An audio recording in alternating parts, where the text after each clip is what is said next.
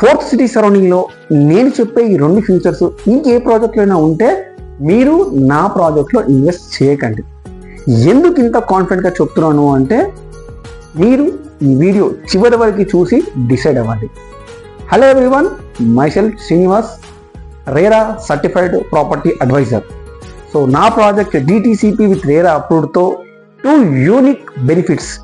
So number 1, grand farm resort with 32+ luxurious amenities like swimming pool, kids pool, box cricket, beach volleyball, children's play area.